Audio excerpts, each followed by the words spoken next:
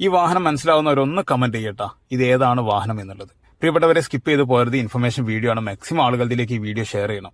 അതായത് ദേശീയപാത 6 പാതയിൽ വാഹനങ്ങൾ സഞ്ചരിക്കുന്നത് അതിവേഗതയിലാണ്.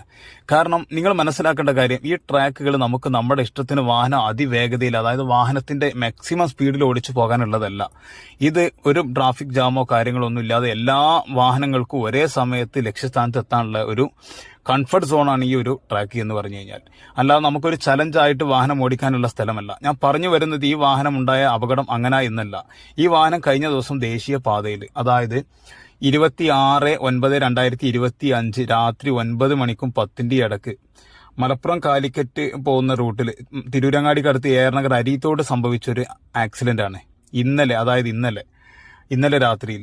ഇതിൽ സ്പോട്ടിൽ ഒരാൾ മരിച്ചു, അതുപോലെ ഒരാൾ ഹോസ്പിറ്റലിൽ നിന്ന് മരിച്ചു. ബാക്കിയുള്ളവരുടെ അവസ്ഥ ഞാൻ അറിഞ്ഞിട്ടില്ല. അപ്പം നിങ്ങൾ മനസ്സിലാക്കേണ്ട കാര്യം, ഈ ദേശീയപാതയിൽ വർക്ക് പൂർത്തിയാകാത്തത് കൊണ്ട് തന്നെ പല വാഹനങ്ങളും അറിയാതെ ഒരു സിഗ്നൽ പോലും ഇല്ലാതെ ട്രക്കുകൾ പാർക്ക് ചെയ്തിരുന്ന ഒരു സിറ്റുവേഷൻ ഉണ്ട്.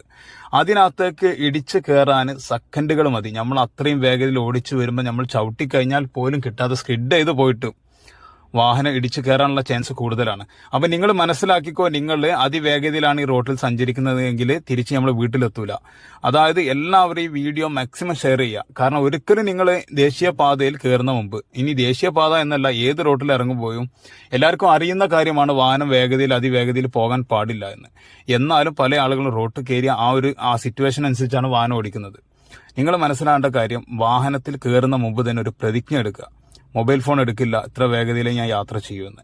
എന്നാൽ മാത്രമാണ് നമുക്ക് തിരിച്ച് വീട്ടിലെത്താൻ. വാഹനം നിർത്തിയിട്ട് ഒരു ട്രക്കിലേക്ക് ഇടിച്ചു കയറിയതാണ്. അപ്പം നിങ്ങളെല്ലാവരും വളരെ കരുതലോടെ വാഹനം ഓടിച്ചു പോവുക, അല്ലെങ്കിൽ ഒരിക്കലും നമ്മൾ തിരിച്ച് വീട്ടിലെത്തില്ല. അങ്ങനെ ഒരു പ്രതിജ്ഞ എടുത്തിട്ട് മാത്രം എന്ത് ചെയ്യുക, വാഹനത്തിൽ കരഞ്ഞാൽ അത്ര സ്പീഡിലേ പോകത്തുള്ളൂ എന്നുള്ളൊരു പ്രതിജ്ഞ എടുത്തിട്ട് മാത്രം. അതുപോലെ മൊബൈൽ ഫോൺ മാറ്റി വെക്കുക.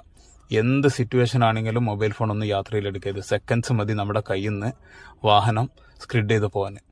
അപ്പോൾ എല്ലാവരും വളരെ ഇമ്പോർട്ടൻ്റ് ആയിട്ട് ഈ ഒരു കാര്യം മനസ്സിലാക്കുക. Okay, thank you.